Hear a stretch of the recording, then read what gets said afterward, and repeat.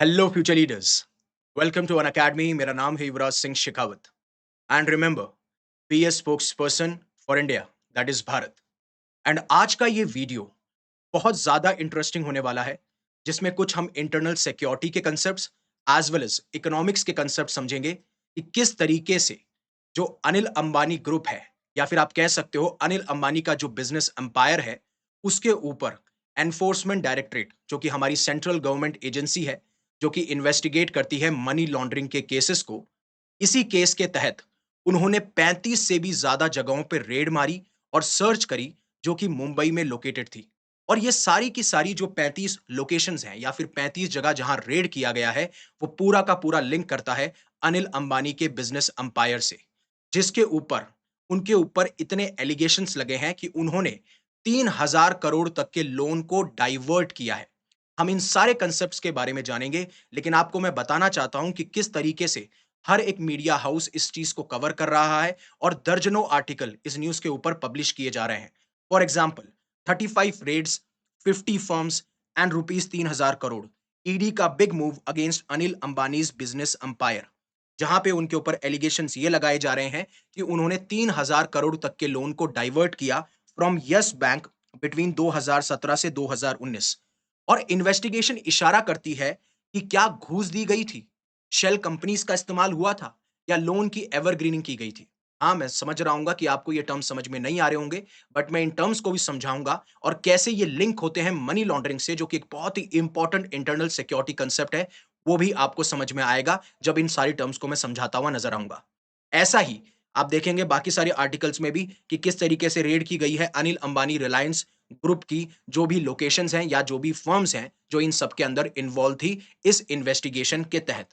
अब आपको कुछ की कंसेप्ट समझने पड़ेंगे इस पूरे आर्टिकल को समझने से पहले, कि ये चीजें हुई क्यों, क्यों ईडी जो है रेड्स को कंडक्ट कर रही है, इनकी फर्म्स को छंगाला जा रहा है, लोगों पे सवाल उठाए जा रहे हैं, यस बैंक का इन्वॉल्वमेंट क्या है। उससे पहले ये कंसेप्ट समझना बहुत इंपॉर्टेंट है, और उसके बाद में आपके लिए ये आर्टिकल और ये न्यूज बहुत ही आसान हो जाएगी इसको समझना। तो हम शुरू करते हैं। सबसे पहले हम बात करेंगे लोन डाइवर्जन की। अब आपको एक तो इंग्लिश का मतलब से समझ में आ रहा होगा। फॉर एग्जाम्पल, मान लीजिए कि मेरी कोई एक कंपनी है और वो कंपनी बैंक को अप्रोच करती है और वो कहती है कि हमें 400 से 500 करोड़ रुपए चाहिए, क्योंकि अब हम एक कंस्ट्रक्शन और हाउसिंग प्रोजेक्ट को शुरू कर रहे हैं, उसके लिए आपका लोन लगेगा। और बैंक का ये नॉर्मल प्रोसीजर होता है कि वो आपके फाइनेंशियल क्रेडिट को एनालिसिस करेंगी, आपकी कंपनी का एनालिसिस करेंगी, आपकी फाइनेंशियल हेल्थ को देखेंगी कि आपकी कंपनी कैसा परफॉर्म कर रही है, और उसके बाद में आपको ये लोन दिया जाएगा। लेकिन अब ये लोन दिया गया मुझे, मेरी कंपनी को, जिसमें कहा गया कि मैं कंस्ट्रक्शन और हाउसिंग प्रोजेक्ट लॉन्च करूंगा। बट हुआ क्या, मैंने ना तो कंस्ट्रक्शन प्रोजेक्ट चालू किया, ना मैंने हाउसिंग प्रोजेक्ट चालू किया। मैंने इस लोन को, जो मैंने लोन लिया बैंक से, मैंने इसको किसी और तरफ डायरेक्ट कर दिया, या फिर कहीं और इन्वेस्ट कर दिया, या फिर इसका इस्तेमाल कहीं और जगह कर लिया। इसे हम लोन डाइवर्जन कहते हैं। फिर बात करते हैं शेल कंपनीज की। ध्यान रखिएगा, मैं एक एक कंसेप्ट समझाऊंगा and then I will connect it with money laundering. दूसरा कंसेप्ट है शेल कंपनीज का। शेल कंपनीज ऐसी कंपनीज होती हैं जो पेपर में एग्जिस्ट करती हैं। पेपर में एग्जिस्ट करने का मतलब है, ना तो आपको कोई इंफ्रास्ट्रक्चर दिखेगा, ना कोई बिल्डिंग दिखेगी, ना वहां पे कोई लोग काम कर रहे हैं, ऐसा कुछ भी नहीं होगा। और आप देखेंगे जितनी भी शेल कंपनीज बनाई गई हैं, यानी फेक कंपनीज बनाई गई हैं, पेपर पे तो एग्जिस्ट करती हैं लीगली, लेकिन एक्चुअली में कोई प्रोडक्शन नहीं हो रहा गुड्स का, सर्विसेज का। एक्चुअली में आपको कुछ भी नहीं दिख रहा, ना लोग दिख रहे हैं, ना इंफ्रास्ट्रक्चर दिख रहा है, ना लेबर दिख रहा है। राइट। और इन शेल कंपनीज को इस्तेमाल किया जाता है इस प्रोसेस के अंदर। राइट। दूसरा, तीसरा, एवरग्रीनिंग ऑफ लोन्स, यानी कि किसी कंपनी ने, मान लो मेरी कंपनी ने 500 करोड़ का लोन लिया। अब मैं दोबारा से बैंक के पास जाता हूं कि मैं लोन देने में स्ट्रगल कर रहा हूं, मुझे बहुत ज्यादा परेशानी हो रही है लोन देने के अंदर। तो बैंक्स क्या करता है, मुझे दोबारा से लोन देता है उस पुराने लोन को पे करने के लिए। समझिएगा मेरी बात। मैंने अगर 500 करोड़ का लोन लिया, राइट, अब मैं स्ट्रगल कर रहा हूं इस 500 करोड़ को पे करने में, तो कंपनी, सॉरी, बैंक जो है वो मुझे दोबारा से 500 करोड़ देगा और बोलेगा ऐसा करिए, आप ये 500 करोड़ लीजिए और इसी 500 करोड़ से ये लोन जो है चुकाते रहिए। राइट। और ये साइकिल चलती रहती है, इसलिए कहते हैं एवरग्रीनिंग ऑफ लोन्स। लोन्स दिए जा रहे हैं जिससे पुराने लोन्स को चुकाया जा सके। अब आते हैं मनी लॉन्ड्रिंग पे। पहले मनी लॉन्ड्रिंग को समझेंगे एंड देन फिर इन तीनों कंसेप्ट्स को कनेक्ट करेंगे। और कहा यह जाता है कि जब एवरग्रीनिंग ऑफ लोन्स होता है, तो आप देखेंगे कि मोस्टली जो बैंक्स के एम्प्लॉइज होते हैं या फिर प्रमोटर्स होते हैं, उनको ब्राइब दी जाती है। या तो कैश के फॉर्म में दिया जाएगा, या फिर जो कंपनी आपसे लोन लेने आई है या जिसके लिए आप एवरग्रीनिंग ऑफ लोन्स कर रहे हो, वो कंपनी अपने खुद के शेयर्स की ओनरशिप आपको दे देगी, या फिर जो भी लोग हैं, जो बैंक्स में इन्वॉल्वड हैं, जो ये चीज़ प्रोसेस कर रहे हैं एवरग्रीनिंग ऑफ लोन्स को लेके। क्योंकि बैंक की सहमति के बिना ये चीज़ पॉसिबल नहीं है कि आपने पुराना लोन लिया और उस पुराने लोन के लिए दोबारा से आपने एक नया लोन लिया। अब बात करते हैं मनी लॉन्ड्रिंग की। अब मनी लॉन्ड्रिंग का सीधा मतलब ये है कि आपने जिस तरीके से पैसा कमाया है, फॉर एग्जाम्पल आपने पैसा कमाया जिससे कि आप उसका सोर्स छुपा रहे हो। मतलब मान लीजिए कि मैंने 100 करोड़ रुपए कमाए, राइट? अब मैं उसका सोर्स आपसे छुपा रहा हूं कि मैंने किससे कमाए हैं। तो ऑब्वियस सी बात है, इट्स ए इलीगल मनी। मैं आपको इसका एग्जांपल देता हूं। मान लीजिए कि एक गैंगस्टर है। एक गैंगस्टर ड्रग को स्मगल करता है, वेपन को स्मगल करता है और उससे वो 10 करोड़ रुपए कमाता है।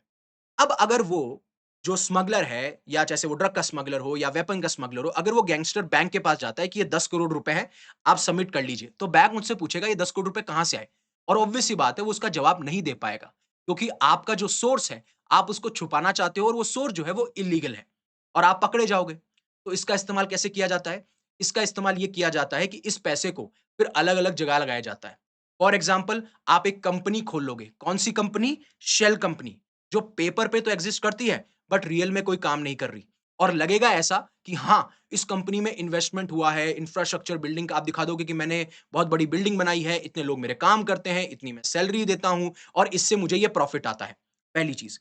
या फिर आप क्या करोगे? रियल एस्टेट में पैसा लगा दोगे कि आपने कोई बिल्डिंग खरीद ली, आपने बताया कि मैंने एक बिल्डिंग खरीद रखी है, मैं रेंट पे पैसा लगा रहा हूं। फिर आप कसिनोज चले जाओगे। कसिनोज में आपसे कोई नहीं पूछता कि ये पैसा कहां से आया है। आप वहां पे पैसा इन्वेस्ट करोगे, उससे अगर आप जीत जाते हो, तो आप ये दिखा दोगे कि मैंने तो कसिनो से पैसा जीता था।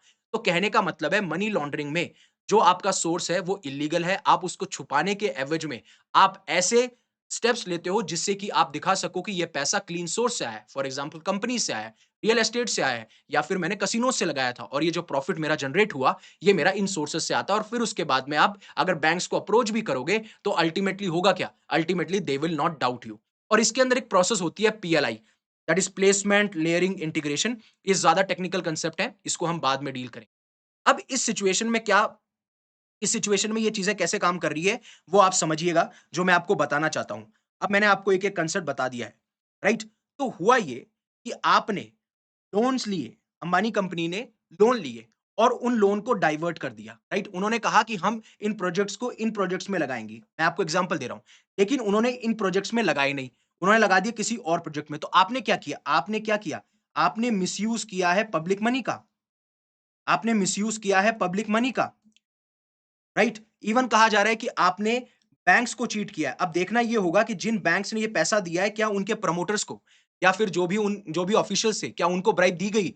हालांकि, लेकिन आप कर तो मिसयूज पब्लिक मनी का ही रहे हो, क्योंकि जमा कौन करा रहा है पैसा बैंक्स में? पब्लिक मनी करा रहा है। तो misuse of public money, bank को आपने चीट किया, जो इन्वेस्टर्स आपके साथ थे आपने उनको चीट किया, आपने फाइनेंशियल इंस्टीट्यूशन को चीट किया, एंड इवन जो हमारा फाइनेंशियल सिस्टम है उसको आपने डैमेज करने की कोशिश करी, राइट? अब इन लोन को डाइवर्ट किया कर दिया जाता है, लोन को डाइवर्ट कर दिया जाता है शेल कंपनीज की तरफ, जहां पे कोई एक्चुअली में काम नहीं हो रहा। और जब आपके पैसे नहीं चुक रहे हैं, तो आप क्या कर रहे हो? आप एवरग्रीनिंग ऑफ लोन्स कर रहे हो। और इसके तहत हो क्या रहा है? इसके तहत आप कर रहे हो मनी लॉन्ड्रिंग, जहां पे आप ये नहीं बताना चाहते कि इन पैसों का इस्तेमाल आपने कहां किया, आपने ये जो पैसा डाइवर्ट किया उसका एक्चुअली में हुआ क्या। आप इसी साइकिल में फंसे रहते हो और इसी चीज को लेके उनके ऊपर अभी रेड्स चल रही हैं, प्रोब चल रही है, इन्वेस्टिगेशन चल रही है। जैसा मैंने आपको बताया कि कैसे थर्सडे को एनफोर्समेंट डायरेक्ट जो है 35 से ज्यादा लोकेशंस को सर्च करता है मुंबई के अंदर, और ये सारी की सारी प्लेसेस कनेक्टेड है अनिल अंबानी से रिलेटेड, जो कि वेल नोन बिजनेसमैन है। और ये जो सर्चेस चल रही है, ये पार्ट है उस इन्वेस्टिगेशन का जो मनी लॉन्ड्रिंग के तहत आता है। और ये बताया जा रहा है कि इनकी कंपनीज ने मनी लॉन्डर किया है under the Reliance Anil Dhirubhai Ambani group. और इसमें 50 कंपनीज इन्वॉल्व हैं और 25 से ज्यादा इंडिविजुअल्स को इस इन्वेस्टिगेशन के तहत चेक किया जा रहा है। अब ये इन्वेस्टिगेशन शुरू कब हुई? ये इन्वेस्टिगेशन शुरू हुई जब एनफोर्समेंट डायरेक्टरेट ने इन्वेस्टिगेशन शुरू करी, जब इनके पास में दो एफआईआर आती हैं। एक एफआईआर जो कि सेंट्रल ब्यूरो ऑफ इन्वेस्टिगेशन के द्वारा फाइल की गई और कुछ अदर ऑफिशियल बॉडीज के द्वारा। तब ये इन्वेस्टिगेशन चालू होती है और जो ईडी की अर्ली फाइंडिंग्स थी, वो ये बताती हैं कि एक वेल प्लान्ड स्कीम थी, जिसके तहत बैंक्स को चीट किया गया है, शेयर होल्डर्स को चीट किया गया है, पब्लिक फाइनेंशियल इंस्टीट्यूशंस को चीट किया गया है, जिस तरीके से आपने पब्लिक मनी का मिसयूज किया, क्योंकि आपने पैसा लिया था किसी और पर्पस के लिए, लेकिन इस्तेमाल किया आपने किसी और पर्पस के लिए। और इसमें किन लोगों ने हेल्प करी है? जब मैं बात कर रहा हूं पब्लिक इंस्टीट्यूशंस की, फाइनेंशियल इंस्टीट्यूशंस की, तो उसमें आपका नेशनल हाउसिंग बैंक ने इस्तेमाल की, क्या नाम है, हेल्प करी है ईडी की। सेबी ने हेल्प करी है जो स्टॉक मार्केट को रेगुलेट करता है। नेशनल फाइनेंशियल रिपोर्टिंग अथॉरिटी ने हेल्प करी है जो फाइनेंशियल रिपोर्टिंग है उसको ओवरलुक करती है। बैंक ऑफ बड़ौदा है। इन सब ने इंफॉर्मेशन प्रोवाइड करी है जिसको ईडी को मदद हुई है इस केस में आगे ऐसे प्रूफ्स को इकट्ठा करने में। अब दिक्कत क्या है? मतलब ऐसी क्या दिक्कत हो गई? कैसे? चलो एफआईआर फाइल हुई, इन लोगों ने हेल्प करी, बट एक्चुअली में हुआ क्या? कंसेप्ट मैं आपको समझा चुका हूं, बट एक्चुअली में हुआ क्या? तो सेबी ने कंसर्न्स रेज करे जब Reliance home finance limited, right, जो कि एक कंपनी है अंडर अनिल अंबानीज ग्रुप, वो एक साल के अंदर आप देखेंगे जो उनके कॉर्पोरेट लोन्स हैं वो बहुत ज्यादा ड्रामेटिकली बढ़ जाते हैं। फॉर एग्जांपल 2017-18 में जो लोन 3742 करोड़ या 3742 करोड़ थे, वो अगले ही साल 8670 करोड़ हो जाते हैं। एंड ईडी को सस्पेक्ट होता है, सस्पिशन होता है, शक होता है कि इतना रैपिड राइज जो है वो नॉर्मल नहीं है। और फिर उन्हें देखने को मिलता है कि कैसे बैंक्स ने इर्रेगुलर अप्रूवल किए हैं, जो लोन प्रोसेस होती है उसको ब्रेक किया गया है, and even other illegal activities भी हमें देखने को मिलती हैं कि किस तरीके से लोन्स को दिया गया। अब आगे जानने से पहले कि कैसे यस बैंक का इसमें इन्वॉल्वमेंट दिखता है और जो भी इन्वॉल्व हैं वो कैसे इन्वॉल्व हुए, उनको ऐसा क्या दिया गया, उसके बारे में भी जानेंगे और इवन पास्ट में क्या केसेस अनिल अंबानी पे रहे हैं उसके बारे में भी बात की जाएगी। उससे पहले अन अकेडमी आपके लिए लेके आया। अगर आप यूपीएससी सिविल सर्विसेज का सपना देखते हैं तो आप हमारे साथ में जुड़ सकते हैं। ऑफर जो है ये 1 अगस्त तक है। 1 अगस्त से आपको हाइक देखने को मिलेगा प्राइसेस के अंदर। ये 19,999 में ये ऑफर है जिसमें आपको 12 महीने का एक्सटेंशन मिल जाएगा। आप मेरा कोड यूज कर सकते हो YUVI, यूवी पाजी वाला यूवी, उन्होंने मार दी 50। और ऐसे ही हमारे हिंदी इंग्लिश इंग्लिश को लेके बैचेस चल रहे हैं। अब ईडी ये भी चेक कर रहा है कि क्या यस बैंक के ऑफिशियल्स को घूस दी गई थी, क्योंकि ऐसा लगता है ये लोन देने से पहले अंबानी कंपनीज को, जो यस बैंक के प्रमोटर्स हैं, उनको या तो पैसा मिला है या फिर इन्हीं कंपनीज के अंदर उनको शेयर्स दिए गए हैं। और total suspected illegal loan diversion जो है वो अराउंड 3000 का बताया जा रहा है। That's why I am calling it as a 3000 crore scam. जो 3000 करोड़ रुपए आपके पास में आया, वो जिस पर्पसेस के लिए लिया गया था उस पर्पस के लिए इस्तेमाल नहीं किया गया। फॉर एग्जांपल जहां पे बात हो रही है, यहाँ पे आप देखेंगे 3742 से 8670 करोड़ की बात हो रही है। इसके बीच में जो ये गैप है वो लगभग 3000 करोड़ का आपको देखने को मिलता है। हालांकि अलग-अलग पर्पसेस के लिए भी इस्तेमाल किया गया है और ये स्पेशली हुआ है 2017 से 2019 में और इसी टाइम पे डाउट क्रिएट हुए थे इसके ऊपर। अब ईडी ने यह पता लगाया कि कैसे यस बैंक ने लोन्स दिए अंबानी ग्रुप को without following proper rules. For example backdated loan approval, यानी कि अगर आज आपको अप्रूवल दिया गया है, राइट? अगर डॉक्यूमेंट्स आज बनाए गए हैं, तो उनको दिखा दिया कि ये हमने 2 महीने पहले या 1 साल पहले ही इश्यू कर दिए थे। आपने कोई प्रॉपर क्रेडिट चेक नहीं किया, आपने कोई फाइनेंशियल एनालिसिस नहीं किया, आपने बैंक की जो खुद की क्रेडिट पॉलिसी है, उसको खुद को ब्रेक किया। तो लोन सिर्फ बैडली अप्रूव नहीं हुए, बट इसमें हमें इल्लीगल एलिमेंट भी देखने को मिलता है, जिस तरीके से ये अलग शेल कंपनीज को भी ट्रांसफर किए गए हैं। क्योंकि आपने ये नहीं देखा कि आपने उन कंपनीज को पैसा दे दिया जिनकी बहुत ही कमजोर फाइनेंशियल हेल्थ है। आपने कोई प्रॉपर पेपर वर्क नहीं दिखाया, ना आपने कोई बैकग्राउंड चेक्स किए और सबसे बड़ी बात, ज्यादातर कंपनीज में आप देखेंगे सेम ही आपको एड्रेस देखने को मिल रहा है, राइट? सेम ही उसमें डायरेक्टर्स हैं और ये बहुत बड़ा साइन होता है एक शेल कंपनी का। शेल कंपनी जो कि मैं आपको समझा चुका हूं। यही मकसद होता है जब मैंने आपको बताया loan diversion, money laundering, evergreening of loans, shell companies, जिससे कि आप इस आर्टिकल को समझ पाएं। और लोन्स अंबानी की अदर फर्म्स को भी डाइवर्ट किए गए, जहां पे आपको एवरग्रीन देखने को मिलती है। इवन लोन्स उसी दिन दे दिए गए जिस दिन वो अप्लाई किए गए। अब इससे बड़ा इलीगल या फिर बैडली अप्रूव्ड लोन्स आप कुछ नहीं कह सकते। इवन ऑफिशियली अप्रूव होने से पहले उनको डिसबर्स कर दिया गया, उनको भेज दिया गया और फेक फाइनेंशियल रिपोर्ट्स के ऊपर ऐसे लोन्स को पास ऑन किया गया। और लास्ट ईयर भी आपको याद होगा, सेबी ने अनिल अंबानी और 24 ऐसे लोगों को बैन कर दिया था स्टॉक मार्केट से फॉर 5 इयर्स, बिकॉज उनको पनिशमेंट दी गई थी कि किस तरीके से जो RHFL है उससे आप फंड्स को डाइवर्ट कर रहे हो। आप जिस चीज के लिए इस्तेमाल करना चाहते थे हाउसिंग पर्पसेस के लिए, हाउसिंग प्रोजेक्ट्स के लिए, आप वो नहीं कर रहे हो, जिससे कि आपने इन्वेस्टर्स का ट्रस्ट ब्रेक किया है, आपने फाइनेंशियल सिस्टम में जो ट्रस्ट होता है उसको डैमेज किया है। और सेबी ने अनिल अंबानी को फाइन भी दिया था 25,000 करोड़ का, जिस तरीके से आप एक फ्रॉडुलेंट स्कीम चला रहे हो। और टोटल पेनल्टी अभी अनिल अंबानी और दूसरों पे अराउंड 625 करोड़ से भी ज्यादा है। और ऐसा ही 2023 में अनिल अंबानी को ईडी ने क्वेश्चन किया था एक और केस के अंदर, जब उन्होंने 800 करोड़ रुपए की जो वर्थ है, उसमें अपने फॉरेन असेट्स को डिक्लेयर नहीं किया, जो कि इनकम टैक्स डिपार्टमेंट डिस्कवर करता है और इसमें हमें पॉसिबल वायलेशन देखने मिलते हैं फेमा के, फॉरेन एक्सचेंज मैनेजमेंट एक्ट, जो कि डील करता है फॉरेन ट्रांजैक्शन से और मनी मूवमेंट से, जो कि अब्रॉड लोकेटेड है। और जब मैं मनी लॉन्ड्रिंग के केस की बात करता हूं, तो राइट, आपको ये चीज समझनी पड़ेगी, चाहे वो मनी लॉन्ड्रिंग का केस हो या फिर आपका ये जो 800 करोड़ की वर्थ ऑफ फॉरेन एसेट जो अनडिक्लेयर्ड किए गए, जो कि फेमा के अंदर आते हैं, और मनी लॉन्ड्रिंग जो है वो आपको prevention of money laundering act 2002 के तहत आता है। ये सारी चीजें थी जो मैं आपको समझाना चाहता था इस लेक्चर के अंदर।